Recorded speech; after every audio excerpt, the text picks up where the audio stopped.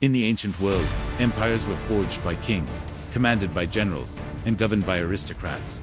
But in the heart of the mighty Roman Republic, a tremor of fear was ignited by a man who possessed none of these things.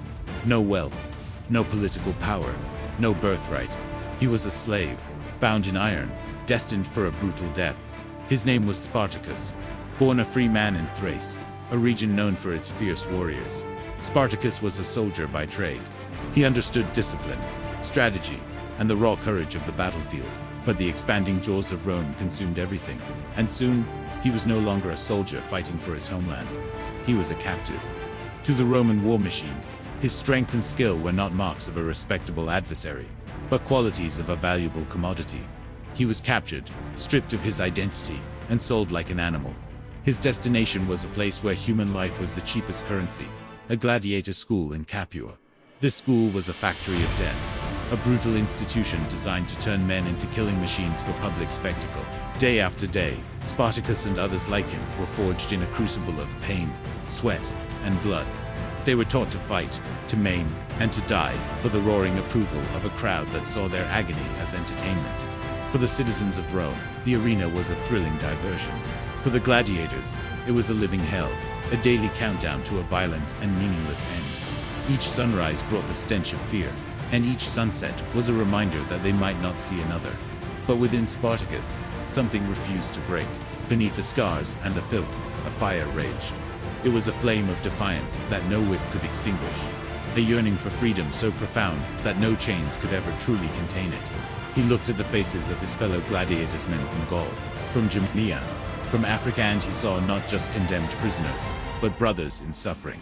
He saw the flicker of the same fire in their eyes. He knew that to accept his fate was a death far worse than any blade in the arena. In the year 73 BC, the breaking point was reached. Spartacus, along with a group of about 70 other gladiators, decided to write their own fate. They were armed not with the gleaming swords of the arena, but with whatever they could seize from the school's kitchen: knives, spits, and cleavers. It was a desperate, almost suicidal gamble.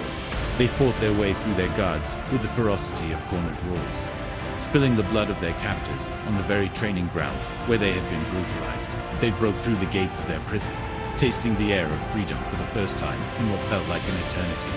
What began as a frantic escape from certain death was about to blossom into a full-blown rebellion that would bring the most powerful republic on earth to its knees.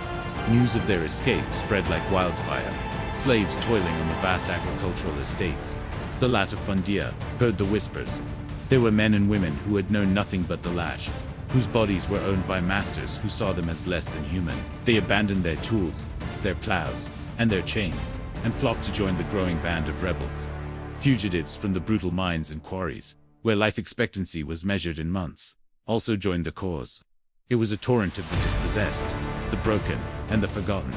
They saw in Spartacus not just a skilled fighter, but a symbol of hope, a living testament that a slave could stand up and fight back.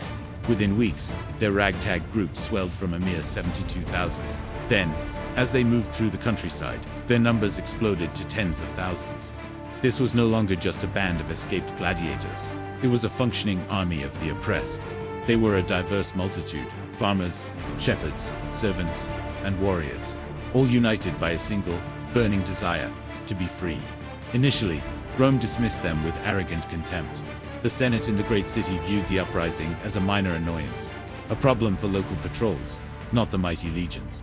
How could a mob of slaves, armed with makeshift weapons, possibly pose a threat to the disciplined, professional soldiers of Rome? It was unthinkable, an insult to the very idea of Roman superiority.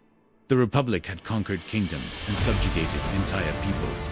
Surely, they could crush a slave revolt without breaking a sweat. They were catastrophically wrong. Spartacus proved to be more than just a charismatic leader. He was a military genius. He knew the Roman way of war because he had likely fought alongside them as an auxiliary soldier. He used this knowledge against them with devastating effect. He organized his massive, untrained force into a cohesive fighting unit, teaching them discipline and tactics. They forged weapons from the iron of their chains and plundered the armor from the Roman soldiers they defeated.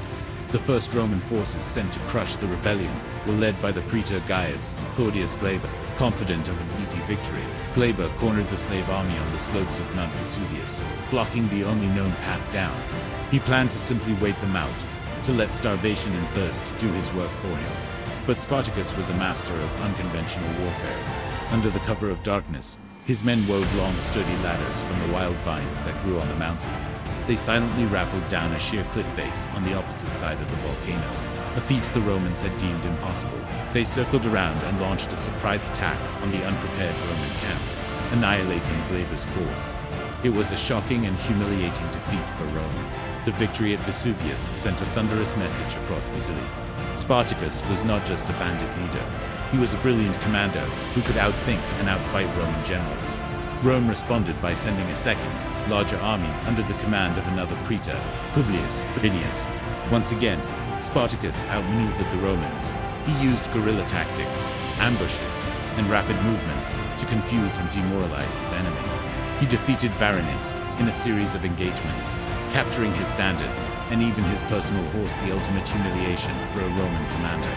With each victory, the rebel army grew larger and more confident. They were now an army of over 70,000 strong, a force that controlled vast swathes of southern Italy.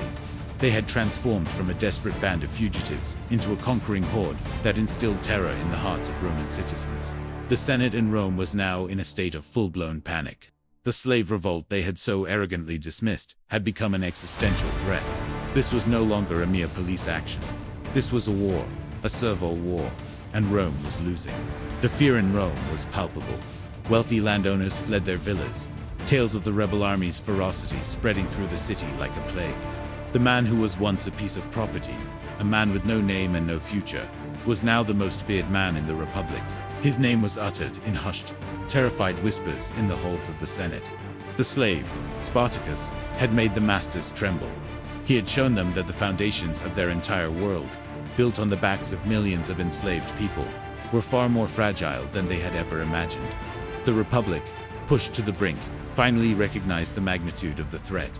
They turned to the one man they believed could end the nightmare, Marcus Licinius Crassus, the wealthiest man in Rome. Crassus was ambitious, ruthless, and desperate for military glory. He was given command of 8 legions, a massive army of nearly 50,000 professional soldiers, and one simple, brutal order: annihilate Spartacus and his army, and crucify every survivor as a terrifying example to any slave who would ever dream of freedom again. The final, bloody chapter of the Third Servile War was about to begin. The slave who had defied an empire was about to face the full, unbridled wrath of Rome. What happened next would cement his legend for all time, a story of a desperate fight for freedom against impossible odds. But how did this ultimate confrontation unfold? And what was the final fate of the man who terrified Rome? To see how this epic struggle concludes, make sure you like this video and subscribe to our channel for part 2. You won't want to miss the dramatic end of this incredible story. He looked at his fellow gladiators, men, trained to kill each other for the amusement of their masters. Saw brothers, he saw warriors: Crixus, Inamos, Gannicus, Gauls, Germans, Thracians. They were a broken army waiting for a leader. The rebellion began not with a grand battle plan, but with kitchen knives and a desperate lunge for freedom. 78 men, a handful of gladiators against the might of Rome. They fought their way out of the school, out of Capua, and found refuge on the slopes of Mount Vesuvius. Rome laughed. A minor slave revolt, a nuisance to be swatted away. They sent a small force under Gaius Claudius Glaber, who trapped the rebels on the mountain, confident of a quick victory. But Rome underestimated their enemy. They saw slaves. Spartacus saw soldiers. He had them weave vines into sturdy ropes, rappel down the sheer cliffs in the dead of night, and encircled the Roman camp. The attack was swift, silent, and devastating. The Romans were slaughtered. Suddenly, Rome wasn't laughing anymore. The news spread like wildfire. Slaves across Italy, hearing of this impossible victory, abandoned their masters and flocked to Spartacus's banner. They marched through Italy, a tide of vengeance and hope.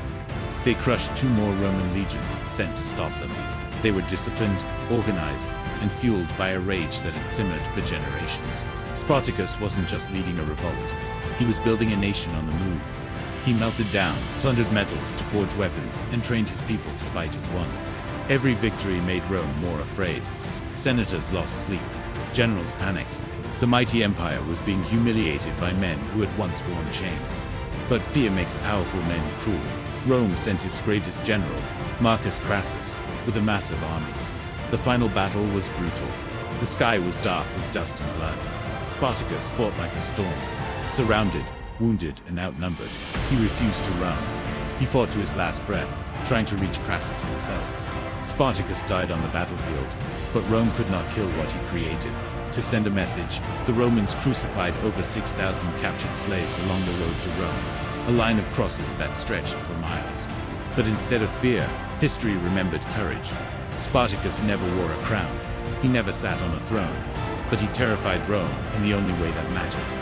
He made them realize that even the most powerful empire can tremble when the broken decide to stand, because Spartacus proved one eternal truth. Freedom is not something given, it is something taken. And a single spark of defiance can be enough to set the world on fire.